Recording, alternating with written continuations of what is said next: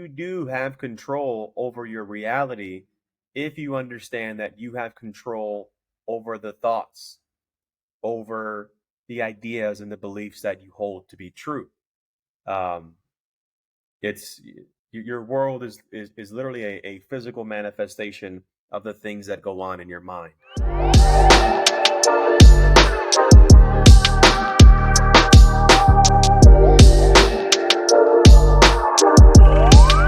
What's up, guys? Welcome to the Man Solution Podcast. I'm your host, Anthony Miranda, aka Man of Men. On this podcast, we discuss various topics related to self improvement, breaking bad habits, breaking bad thought patterns, and essentially overcoming generational curses. So, if you're a man that's struggling to become the best version of themselves, then this podcast is for you. Now, I really appreciate all the support you guys have given thus far. So don't forget, like, comment, subscribe.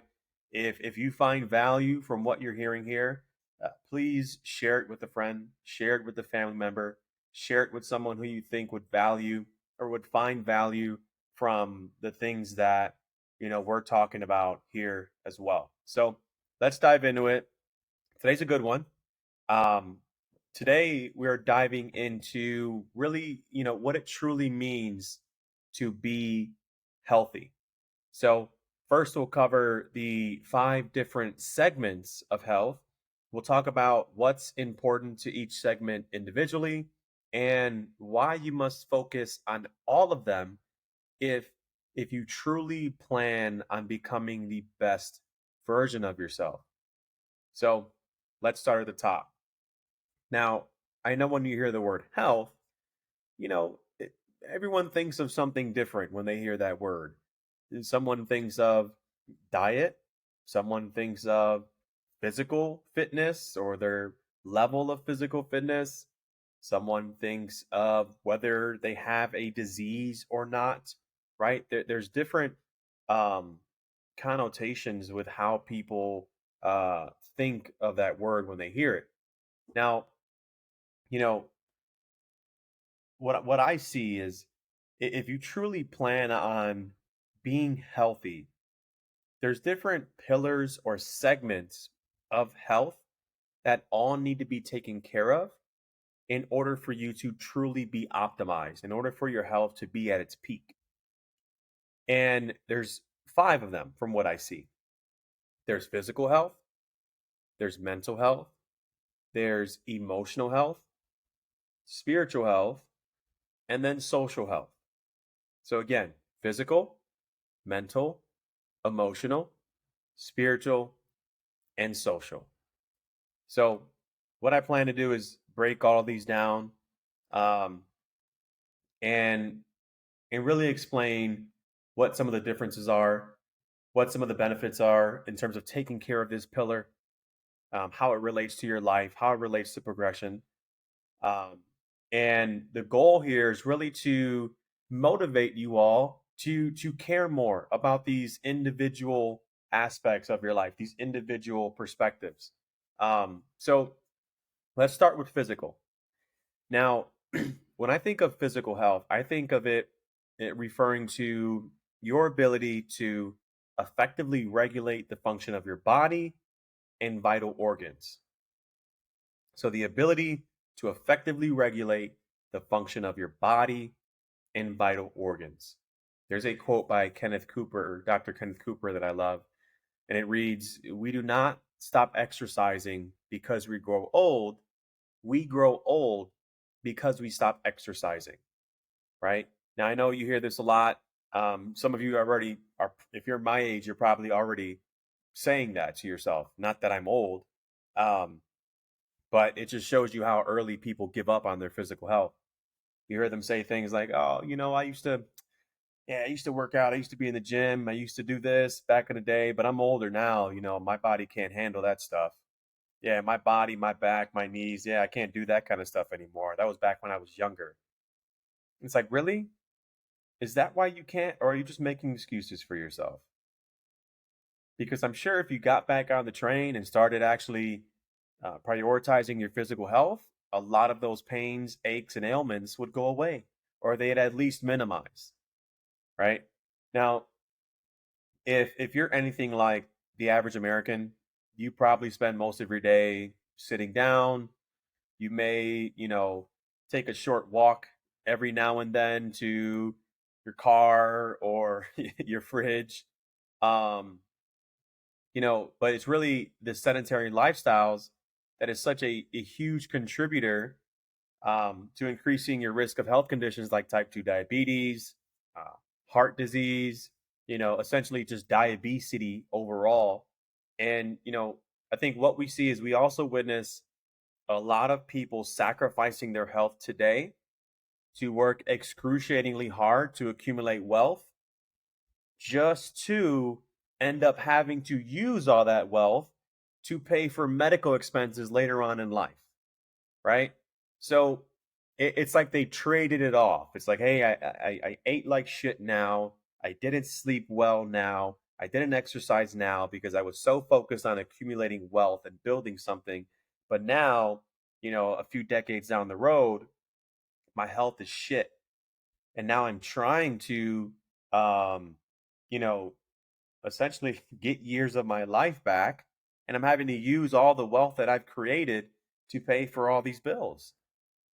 And now, yes, okay, I may be wealthy and I may have more time freedom, but now I'm sick. Now my body's just broken and debilitated. So I can't even use it in the way that I'd like to.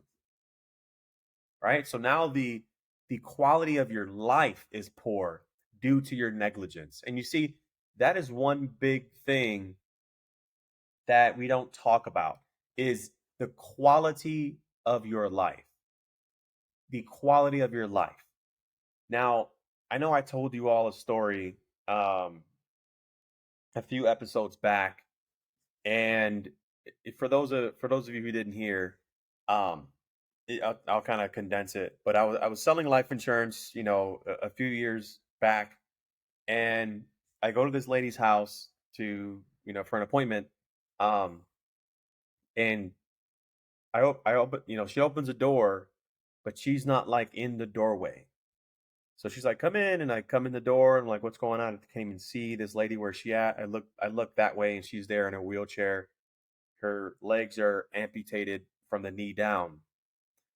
Um, reason being is because she had diabetic neuropathy um, due to diabetes. So basically, the circulation from her legs just cut off, and I'm probably not explaining that the best way. So look up exactly how that affects your legs if you want to know more. I'm not a doctor, but basically, this condition caused her to lose her legs, or some half of them.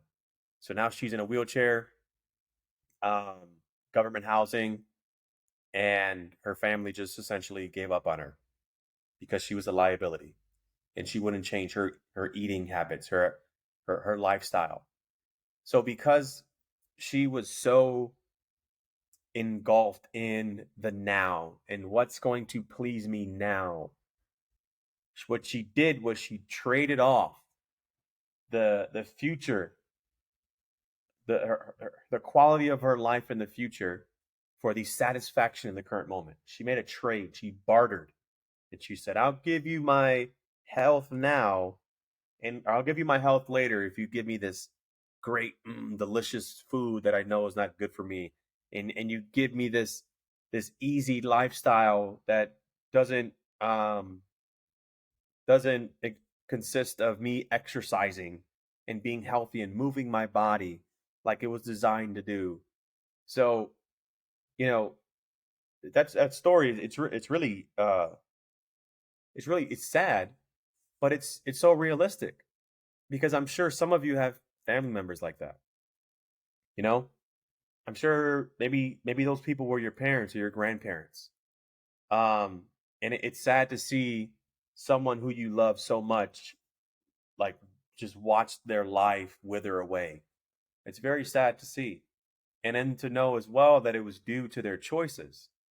But it's also enlightening because you realize, wow, if their choices led them to this place, then that tells me that I should be more cognizant of the choices that I make because I could end up there too. I'm not special, right? It's input output. You make a decision, you reap some sort of benefit, um, or consequence. It's input output. So if we're not prioritizing our health in a physical way, well, then we just ensure that the quality of life may be poor down the road. They say health is wealth, right? Um, they think it's just important to essentially just you should just be moving your body. Just to simplify things, move your body. Um, I work out 6 times a week. Sometimes I work out on Sundays, just as like an active recovery day. But it's a clear difference. Like if I do not work out, my energy's different, my motivation's different. I just feel different. I can tell that I am not in the optimal state of living because I did not exercise today. I did not move my body. Um, so there's reasons why as well. Obviously, just not quality of life and not dealing with that depressing story I just told. Um, but I'll go over 10 reasons why you'd want to start exercising. One, it improves your memory and brain function. Two, it protects against many chronic diseases. Three, aids in weight management, obviously. Four, lowers blood pressure, improves heart health. Five, improves your quality of sleep. Six, reduces feelings of anxiety and depression. Seven, combat cancer related fatigue. Eight, improve joint pain and stiffness. Nine, maintain muscle strength and balance. And 10, increases your lifespan, right? So essentially, all those things relate to a higher quality of life. So the time you're spending on this earth is spent um, better, frankly, just not in pain, not suffering, not in turmoil, right? So if we move on to mental health now, the way I see mental health is it refers to uh, mental health refers to your ability to effectively regulate your thoughts, beliefs, and ideas. Thoughts, beliefs, and ideas. The things you think, the things that you believe, the ideas that you come up with are what create your reality, right? Your mind is essentially um, it's somewhat of a portal in a sense, and you do have control over your reality if you understand that you have control over the thoughts, over the ideas and the beliefs that you hold to be true. Um, it's your world is literally a physical manifestation of the things that go on in your mind. So we do not have a control. If we do not have control over that, over our mind, well, I think it's pretty clear as to what the outcome is there. Now, we look at some numbers. 1 in 5 American adults will have a diagnosable mental health condition in any given year. 50% of Americans will meet the criteria for a diagnosable mental health condition sometime in their life. And half of those people will develop conditions by the age of 14, right? And broken homes and social media being some of the biggest factors for that. Suicide is the third leading cause of death for youth aged 10 to 24. And every 2 hours and 11 minutes, a person under the age of 25 dies by suicide. So that's 10 people every day. Um, I don't think I need to go on any further there. I think I've made my point. Um, you know, growing up in Chicago, I didn't necessarily grow up in the safest neighborhoods, but what I understand now is that the scariest place to be is in your own head. Um, because it's if you allow the negative thoughts, ideas, and beliefs to take control of you, then that is it kills your faith. It kills your faith for a better life. It almost paralyzes you. It cripples you from not only taking action, but believing that the action that you take is actually going to produce a positive result in your life. And that's what the devil that's what the devil does. The devil I love this book called Outwitting the Devil by Napoleon Hill. It's basically an interview with the devil. Um, I highly recommend you all check it out. You can find it on YouTube for free, audiobook. Um, and basically Napoleon Hill is interviewing the devil and asking him like how he has so much power. Like how do you control so many people? And he's saying, well, it's easy. I implant fear and negative thoughts into people's minds to make them scared of taking action and wanting to do something better for themselves. I make them, make I put the thoughts in their mind so that way they can make bad decisions and then become unhealthy. Because then when you're unhealthy, now you're debilitated, you're more vulnerable. So now I can take control of you, and it's easier for you to sin now that you're healthy, you're unhealthy, and you're broke and you're scared. Um, so it's important that we understand as men that our mind is the vessel to creating a better life for ourselves and everyone else around us. Um, and if we're not cognizant of the things that we're thinking, then we're only ensuring that what we create in this world is not only negative, but we're increasing the odds that we create destruction instead of order and love and respect and safety and security, like we should be doing. And I think obviously today it's pretty obvious we have uh, a mental health epidemic inside of, I would, of course, globally, but let's just keep it in the United States for now. Um, there's a mental health epidemic, especially with our young boys. Um, they do not have the resources. They do not have the environment. They do not have the guidance to ensure that they grow up in a mentally healthy way and are able to establish control over their mind. And this is one of the biggest impacts of fatherless homes is that for a young boy, it's usually the father who is able to help the young boy take control over his emotions, take control over his temper and his anger and his aggression, and teach that young boy how to harness it and do good with it rather than create destruction and violence and hurt innocent people. And that's what we have today. We have young boys who are who have not been taught how to effectively regulate their thoughts, beliefs, and ideas. And because of that, what we're seeing is a lot of crime, murder, um, and just really horrific, tragic things that are happening with inside of our culture. And a lot of it can be mitigated. It can be mitigated if we catch it early. We have to catch these boys at a young age and teach them and lead them in the right direction. But it really comes down to the home. It really comes down to the home because that's where everything starts. That's where everything starts. So if us as parents, if we do not care about our mental health and if we do not care about effectively regulating our thoughts, beliefs, and ideas, then how can we expect to create a home where our children can understand that they are supposed to effectively regulate their thoughts, beliefs, and ideas? Right? It's up to the parents.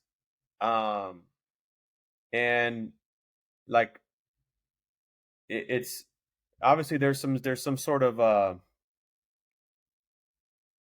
there's almost like a countering force that wants, and it's funny enough, it's actually inside of our mental health institutions, like psychologists, uh, therapists, psychoanalysts, and it almost seems these systems are corrupt, and they they want to coddle these young boys and almost in some sense just drug them up and not actually deal with the root issue when they are seeking for help. And it almost seems as if they're validating their negative thoughts, beliefs, and ideas in an effort to be inclusive and understanding. And I think it's that radical inclusivity that that really stems from the feminine nature of our society. It's that is being destructive to young boys. Boys do not need more understanding. They need to be taught that they're powerful and that because of that, great power comes with great responsibility, right? Not to use a corny line from a movie, but it's true. That's what boys need to understand. Not that they're loved no matter what they do. That's what girls need. Boys need to understand that they are powerful, they are strong, and they are respected for the good things that they do. And because of that, there's a lot of pressure that is going to be on you as a young boy to behave in a certain way. And you need to understand that if you do not behave in a certain way, you can create immense, immense chaos and destruction. And because boys are not being told that they're powerful, they feel the need to go prove it to themselves and everyone else in ways like a school shooting. That's why that's one of the key issues I believe that causes someone to do that. And yes, like I'm not trying to excuse that behavior. I believe um if you do anything to innocently harm other people, especially children, the way I see things, all of us were granted life. We were blessed with the opportunity to live. We were blessed. All of us are blessed to be here. If you're listening to this, some of you may be going through really tough times. In my opinion, you're still blessed. Um, and I feel that if you've been blessed with life and then you still choose to use that life that you've been blessed with to steal someone else's life away from them, I I don't think you deserve yours anymore, especially if it's children. Especially if it's children. That It doesn't get worse than that, in my opinion. Um, and that's just how I see things. You don't have to agree, but that's how I see things. So, of course, we have to come to terms with the fact that a lot of this is happening due to mental health issues, right? So, we must talk about this kind of stuff. We must continue to educate the communities on the importance of best practices to improve your health, right? So, some ways to improve your mental health is exercise by far, by prioritizing brain health. Understand that all illness comes from inflammation and it just shows up in different ways. So understand that your brain can also be inflamed based on the things that you eat, based on the things that you drink. Um, if you're doing drugs or smoking, it all affects your brain health. And what I'm talking about is the physical brain matter that takes up the space of your cranium, your head. If that matter is inflamed, well, that affects your mind. It affects your thought processes. Um, when you look at football players, for example, or fighters who have CTE, their brain health is bad. Their brain is physically damaged, and because it is physically damaged, they now have mental health conditions. Um, so the physical aspects of their brain are not firing in the right way to be in coordination with an optimized mindset. Now, we also have to prioritize our gut health. Understand that a lot of people say your gut is your second brain. Your gut plays a huge part in the quality of your mind. If you don't believe me, just go eat something shitty. You're going to lack focus. You're going to lack clarity. You're going to lack motivation and drive. You're going to feel very groggy, defeated, sloppy.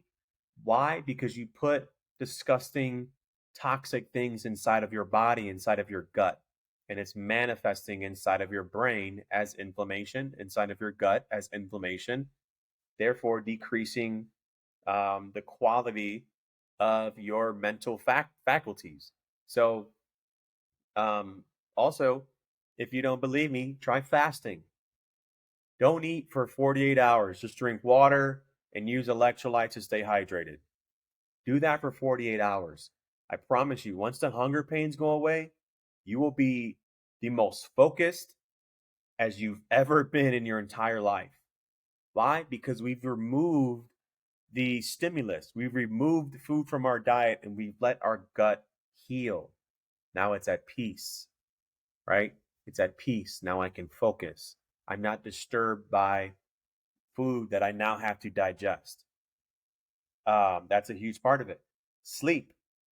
Sleep is also a huge part of it. I'm most likely going to do an episode solely on sleep here soon.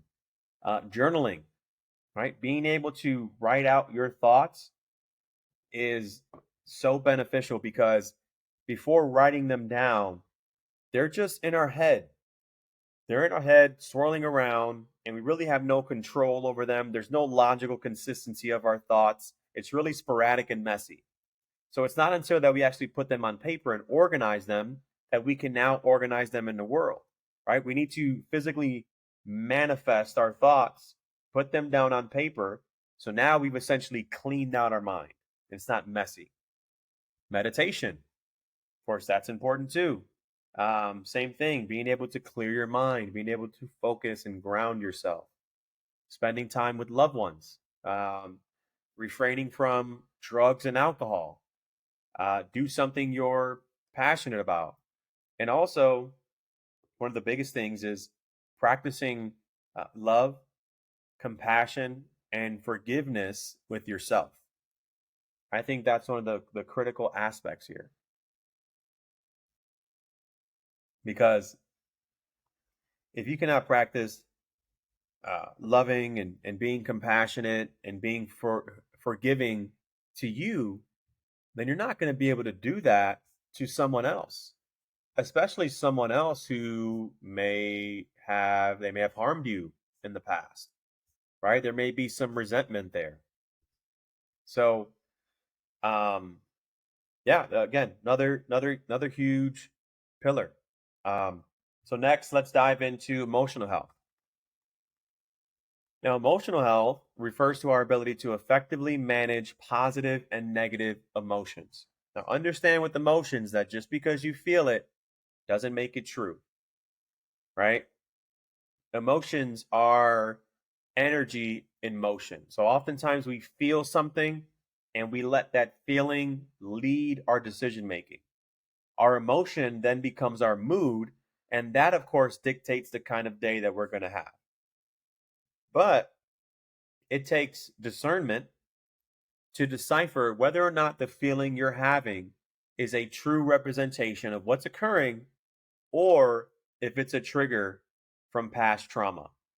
When it comes to emotions, we must learn to stop, just take a brief pause and tune into your body, tune into how you're feeling. And this is where self-awareness comes into play. And we need to question ourselves, ask ourselves, what am I feeling? When did I first notice this feeling? What do I feel is the primary cause of this feeling? What are possible secondary causes? Am I tired? Am I stressed? Could that be contributing to why I feel this way? How should I respond to this feeling? Should I just wait for this to pass? And I guarantee you, 9 times out of 10, if you walk through that process, what you're going to realize is that whatever emotion you're feeling, let's say you're angry about something that someone said, I'm pretty sure if you walk through that process, you can then realize that maybe you're tripping. Maybe they didn't intentionally try to insult you. Maybe you're just triggered because of something that happened to you in the past and I'm overreacting. And trust me, as someone that used to be very overreactive, very angry with a very short temper, um, I'm speaking from experience here. I'm speaking from experience. When you spend your childhood in an environment that doesn't foster a good, strong self esteem, you end up insecure. So now, because you're insecure with yourself and who you are, it's very easy to get offended by someone by someone just saying anything, and they may not be trying to intentionally insult you. Um, Even if they are, the question becomes, what benefit is there in me getting insulted and acting out irrationally? What's the benefit there? Neither of us benefit from me behaving or reacting in that way. So why should I do it? Why would I do that? Why would I lash out because my feelings are hurt? Right? And what if I lash out because my feelings are hurt and then I go through this questioning process and I realize that, man, that wasn't even accurate. What I was feeling wasn't even necessarily true. I was just tripping. I was overreacting, right? Now, understand that I'm not saying to ignore or suppress your emotions. That's definitely not the solution. I know that's a huge message in like the red pill manosphere movement, where it's, just like be logical, not emotional. And I I get it. I used to say the same thing. Um, but the reality is that we make decisions out of emotion. In fact, when you look at people who have some sort of brain damage and the areas in their brain that help them feel emotion is damaged, they have an impossible task now of making decisions. Even something as simple as what shoe they're going to put on first. They can't do it. They can't do it. Even though there may be a logical reason as to why they put their right shoe on first before they put their left shoe on, because the emotional faculties inside their brain are damaged, they are incapable of making a decision. So even when let's say we're offered some orange juice or cranberry juice, I may think I'm logically choosing one or the other, but really what I'm choosing is the the emotional state of me drinking either one of those options in the past. That's what I'm choosing. Um, I make decisions with logic. I mean, I make decisions emotionally, and then I rationalize them with logic. That's what happens. Um, Emotions are a part of you. Emotions are a huge aspect of what makes us human, and it's a man who is void of emotion or incapable of acknowledging his emotions or expressing his emotions, that man is broken. That man is wounded. He's scared. He's scared of being hurt again. And I know we have a lot of men out there like that.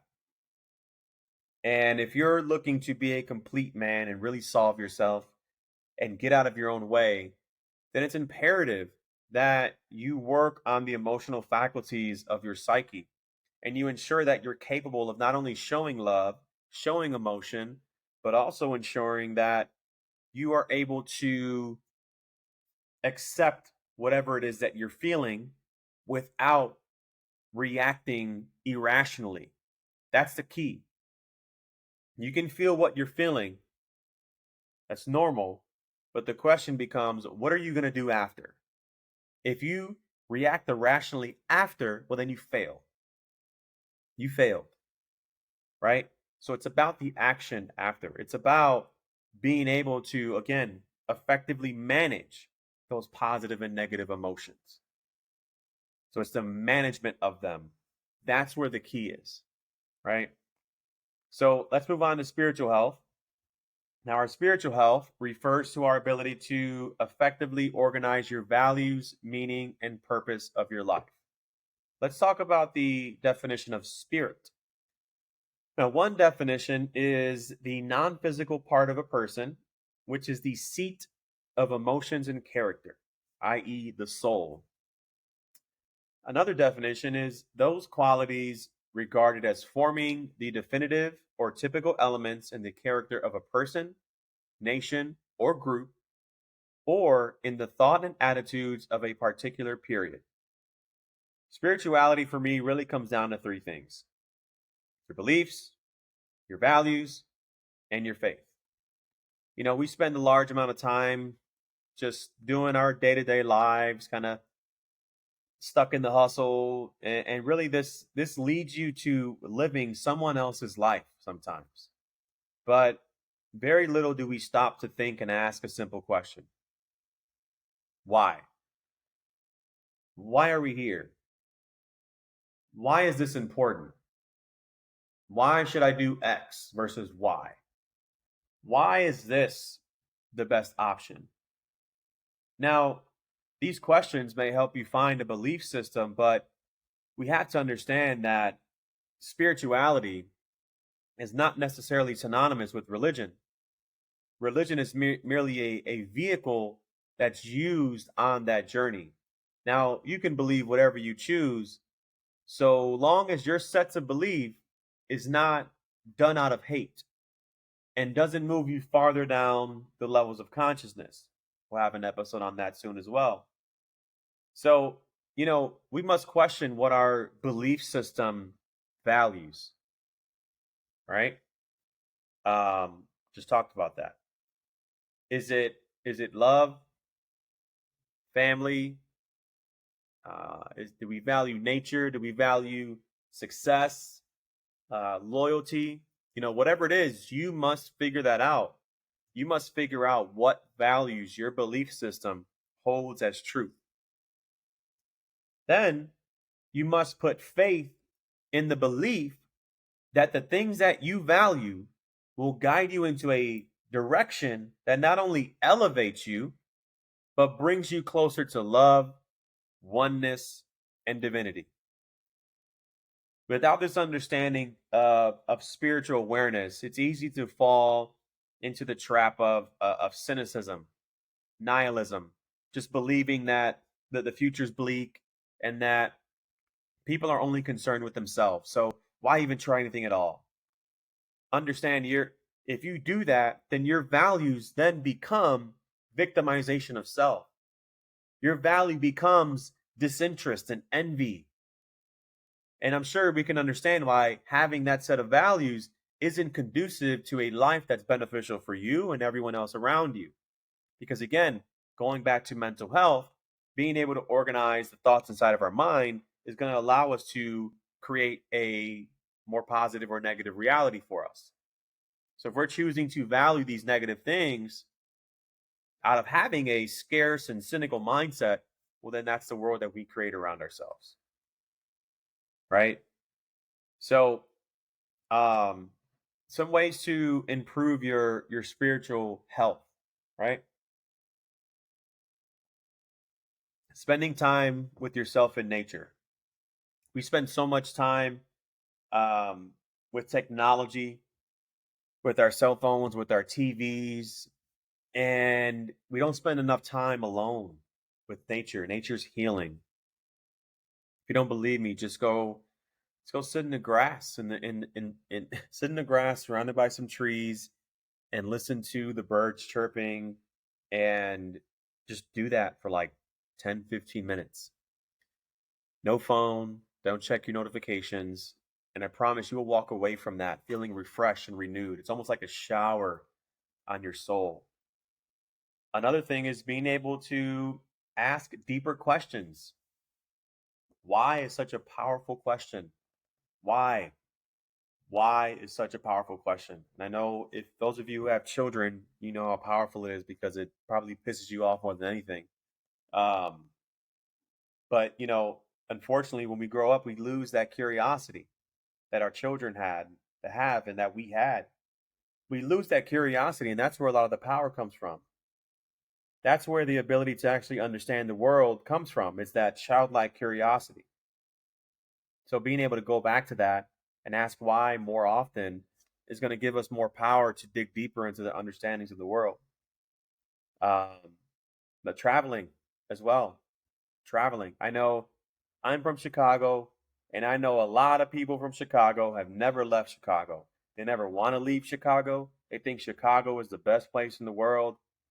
And God, that, um, which is a wild fucking thought. But it's just due to ignorance. It's due to not knowing. Um, and it's also due to scarcity too. You don't want to think of possibly leaving everything that you know to start something else, but it's through that journey that gives you perspective on life, right? Otherwise, your perspective's limited to just what you know and what you've been through.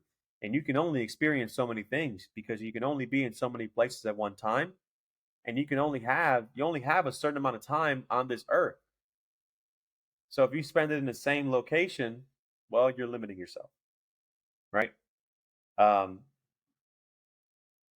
of course, meditation is huge as well. Practicing forgiveness, patience, and gratitude. Learning to love yourself. Um, and it also helped to find a spiritual community, whether that be a church or some group. Being able to connect with others who are on the same journey as you is going to be crucial in your growth as well. And also, it's going to be crucial in others holding you accountable to that growth and that journey that you set out on. Excuse me. Um, Also, I like this one a lot. Being open to new experiences. That's almost a gift to be open to new experiences. Be open to trying something you've never done. Be open to going somewhere you've never been. Be open to hanging out with a group of friends that you've never really hung out with much. Be open to getting out of your element. And it's by being open to those new experiences that allows you to grow. There's growth in those new experiences. Because again, it's just like the traveling situation. If all you know is what you've been through, all you know is what you've experienced, well, you're limited. Try something new. That new experience is going to teach you things that you didn't know you could learn, right? Um, and a huge one here, be aware of your karma. Karma is real. Karma is real. And what we don't talk about a lot is the spiritual debt that that that weighs down your soul. There's a certain spiritual debt that you accumulate from your bad decisions. And you don't really know it's there until you stop making your bad decisions and you start making good ones and you're on the journey of renewing yourself and rebuilding who you are. And there comes a point where you probably have spent some time rebuilding new habits and changing the people you hang around with and cutting off bad habits. And maybe you stop partying and you're reading books now. Maybe you have a new job. You're going to church. Maybe you're in a new relationship, whatever it is. And you're consciously and intentionally making better decisions because you now understand karma and you now believe in karma. And better things are happening to you because of it. But you still feel like shit. You feel guilt. You feel this disappointment in yourself, in your past self. And you feel it's like grief. It's grief for all the years that you've spent living out bad karma. You grieve for those years and what could have been if you were making better decisions. No one really talks about that. No one really talks about that. And and what I wish, going back to, I don't know, 5, 6 years ago, is that if I would have understood, like, I asked myself, like, what would my life look like today if I understood what I knew now back then? And I was living out good karma from the moment of understanding. It's that messes a lot of people up. And sometimes it makes people quit or essentially relapse and give up on themselves because they do it's almost like a form of imposter syndrome too, because it's like, well, I'm behaving differently, but that's not how I feel. Like my soul knows the pain that I put myself and others through. My pain, my soul feels it. My spirit is bruised, it's tarnished, and that takes healing. That takes healing. But again, this is why it's important to be aware of this kind of stuff, because then we can effectively organize what we value, right? We can ensure that we're living a meaning and purposeful life. So, last pillar here is social health. Now, this refers to your ability to effectively manage positive and negative relationships, as well as the level in which you positively or negatively impact society. You know, there's this quote from JFK. It reads, "One person can make a difference, and everyone should try."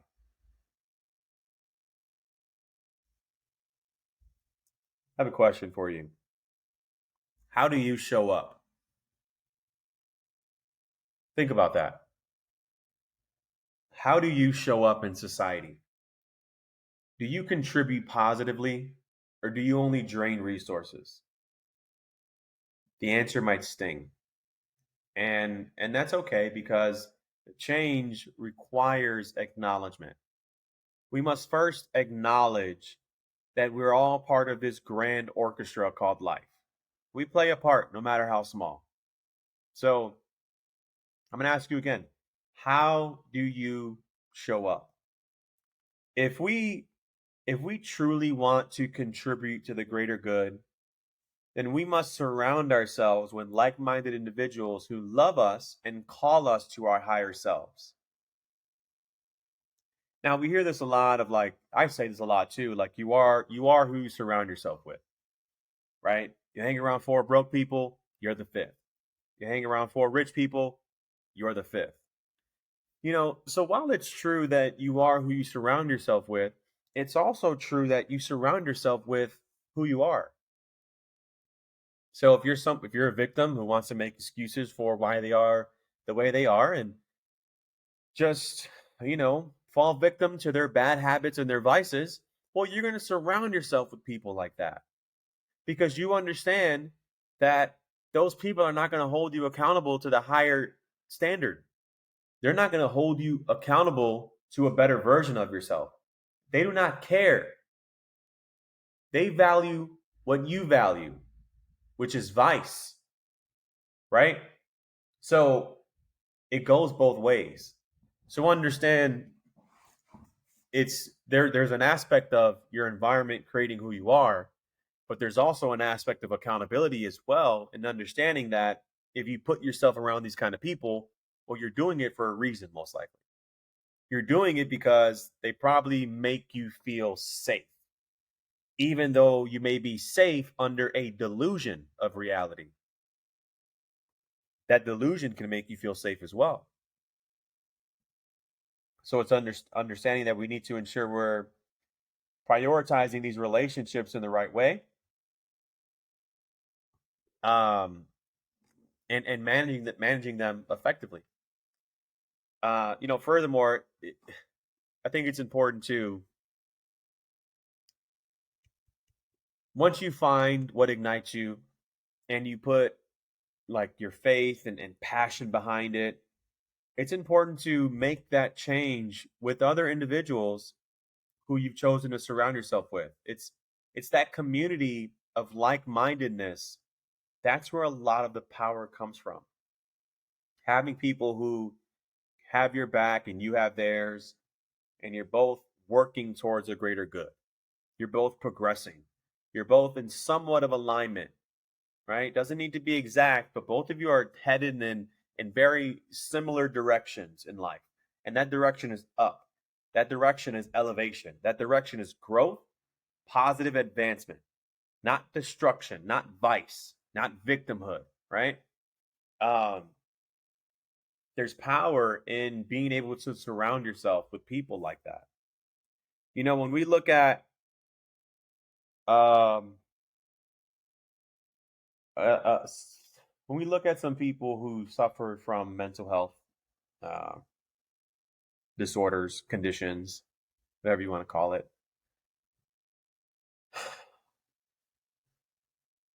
one of the biggest common denominators is a sense of feeling alone or like no one understands them. They have no one to go to. And I think that just shows how powerful having positive connections with other people in your life are. It contributes to your overall well being by having good people in your life who are doing good things. Um, now, if I were to tie these all together, you know, and and here's why I think it's important to tie these all together, because I get a lot of questions like, bro, like what did you do to get to where you're at? Like, what's the one thing I can work on right now? Like right now, like what's the most important thing? What to change? And the answer is everything. Everything that you're not doing right now that you should be doing. It's everything. It wasn't just the gym. That's part of it. It wasn't just reading books. That's part of it. It wasn't just uh, therapy. That's part of it. It wasn't just eating better. That's part of it. Understand these five segments of health create synergy. And if you're just focusing on one of these individual pillars, you're incomplete. You're incomplete. And one of the best definitions I've heard of what it means to be a man is this: a man needs to be anything and everything he needs to be at every moment. A man needs to be anything and everything he needs to be at every moment. Because that's what being a man is about. It's about capacity. Do you have the capacity to show up like I need you to show up when I need you to do so? That's what it means to be a man. So if you're just hitting the gym, but you still think like a victim, you're still eating like shit, well, you're missing something here. If you're just spending your days uh, meditating, completely secluded from everyone around you who needs your support and your love and your safety, well, you're missing something here. You're incomplete. These pieces need to come together in order for you to truly optimize who you are as a man. Now, if we think of this as a plane. If I were to segment these different pillars out into a plane, the the cabin with the people would most likely be social health, right? That's where the people go. The wings would be mental and emotional health. That's what keeps you stable. Physical health would be the engines. That's what gets you going.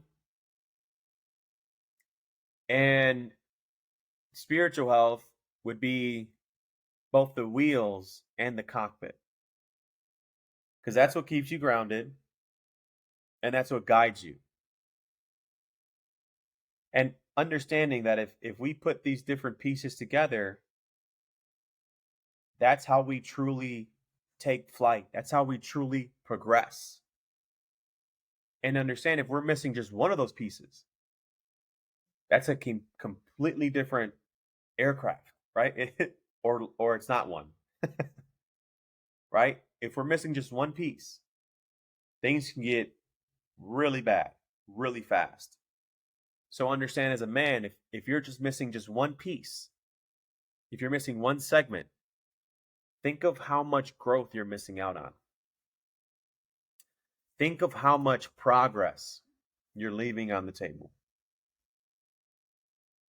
Think of how much more capable you can become if you were to work on all these different segments in their own individual manner and create that synergy within inside of yourself. Imagine who you could be. Imagine the life you could create for yourself.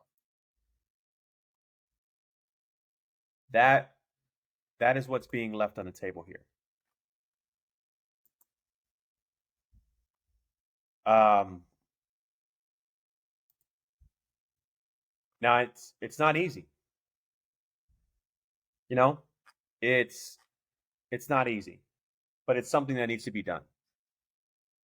It's something that needs to be done for you if you care about progressing, if you care about growth, if you care about being everything you need to be at every moment, then these are the segments of your life that you need to work on.